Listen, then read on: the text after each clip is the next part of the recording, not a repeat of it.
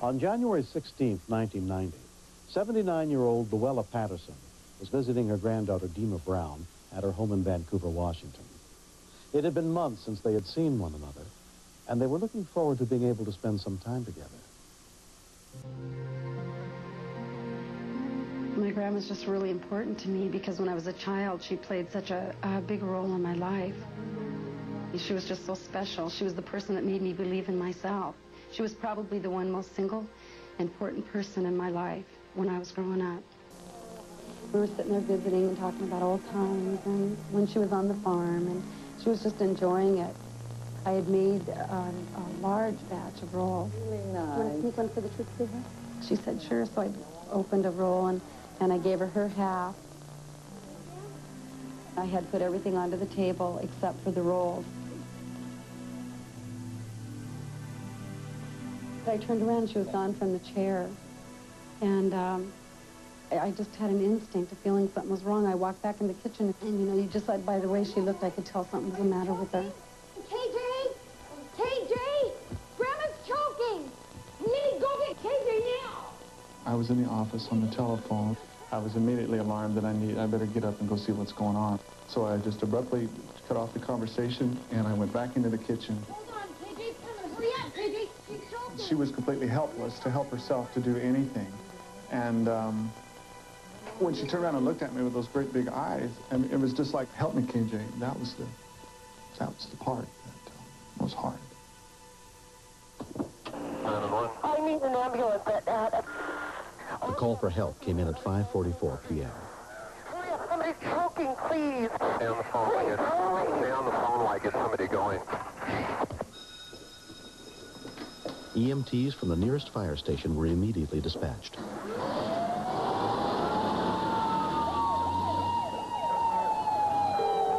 America, I got a subject choking for you. A team of paramedics from farther away, trained in advanced life support, were also sent to the scene. The call was then turned over to dispatcher Laird Cummings.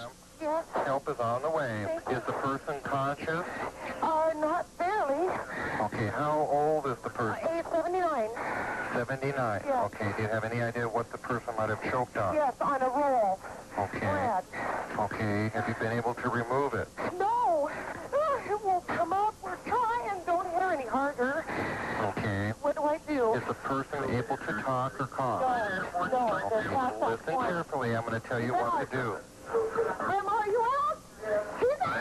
Oh, God. I'm sorry. Ma'am? She was pretty hysterical, and she was yelling and screaming and really not paying too much attention. Started giving her the orders of what to do and how to do it. And that took control of her and took her mind off the, the situation that was going on at the time. Okay. Stand behind the person. She's down on the ground. Okay. What you need to do is just basically like lay behind the person or get down with the person, okay? Stay with the person. Lay with the person. Behind them. Wrap your arms around the waist. Wrap your arms around her waist, KJ. Around her waist. Make a fist with one hand Make a fist with one hand. and place it. God. Okay, just repeat what I'm saying, okay? Make a fist with one hand. Place it against the stomach, Place it against the stomach. Place in the it against the in the middle, slightly above the navel. In the middle, slightly above the navel. Okay, grasp the fist with your other hand. Grab the fist with your other hand. Press into the stomach Place into the stomach. with quick upward thrust. Quick upward thrust. And repeat that until it's expelled, okay? She's out. She's Okay. out. Nothing's happening. Okay.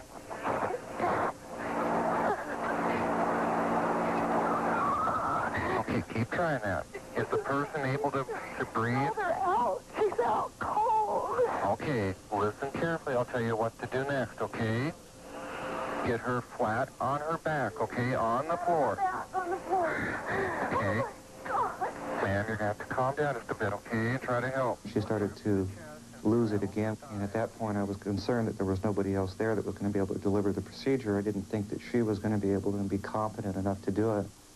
Mikey, you need to... Dina sent her daughter Mindy upstairs to get house guest Michael McComb. Calm down just a bit, okay? And try to help. Strip the chest and straddle the thighs, Okay, okay? hold on. Say it again. Strip the chest and straddle the thighs, okay? What does that mean? That means that you would sit across the thighs. after you strip the chest. Across the thighs. Okay, have you got that? Hello? When I heard the ambulance coming at that point, I just looked at Michael helplessly, and he knew that I couldn't stand there any longer. And I gave the phone to him. And he says, okay, what do I do now? And I went through the procedure with him. Place the heel of the hand against the stomach, in the middle and slightly above the navel. Got that? Uh-huh. Okay, place the second hand directly on top of that one. Uh-huh. Okay, got that? Yeah. Press into the stomach with quick upward thrust. Do this about 10 times and let me know what's going on, okay? Okay. What we're trying to do is expel that object. Has anything come up? Have you checked in her mouth? We knew we were working against time. We have a 4 to 6 minute window where the brain can be without oxygen. And we were getting real close to that time period. Is she breathing or moving yet? No. Okay, listen carefully. I'm going to tell you what to do in the next step, okay? Lift the chin so the head bends back. Uh-huh. Open the mouth. If you see something in there, try and sweep it out. Don't push the object backwards. Okay. Okay? You done that? Put her head back. Got her chin up. There. And now what? Okay. Once you get the mouth open, if you... She's breathing. She is breathing? Yeah. Okay. The Heimlich maneuver seemed to have loosened the blockage. I ran outside to wait for them to get here. I was in fear that they'd pass the driveway. Over here! Hurry up! I didn't know if she had been out long enough, really, whether any damage had been done to her or whether they would be able to really bring her back. As we pulled in over the engine noise, I could hear a lady screaming, and they're screaming for help. And I'm up at the edge of the seat, and I'm thinking, this is serious.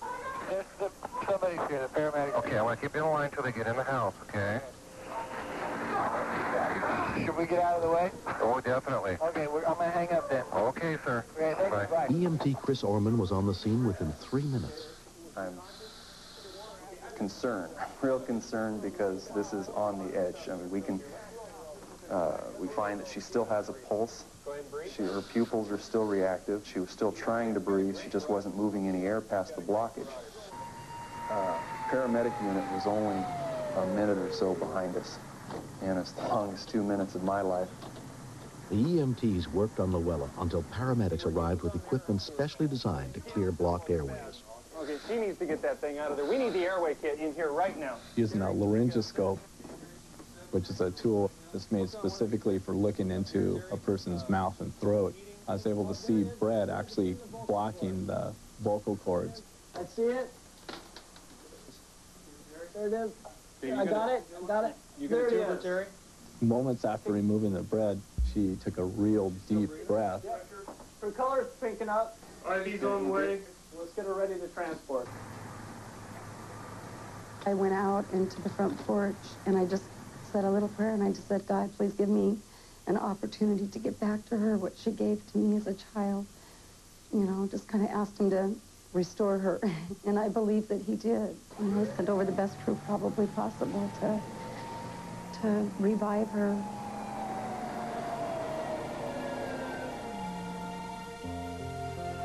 After 2 days in the hospital, Luella Patterson was back home with her family. The people from the ambulance, the people from the fire department, and the people from the 911 center, and the man on the other line particularly, were a part of my family almost at that time. They cared, they were sensitive to the emotion and the hurt that was going on, and also all business about bringing Grandma back around. I thank God I have more days and can be with the family. It's just wonderful to sit down with my grandchildren and be alive. This has definitely made my grandmother and I closer, and I spend as much time with her as I possibly can. And I value the time because it's so precious. She could be gone right now, you know.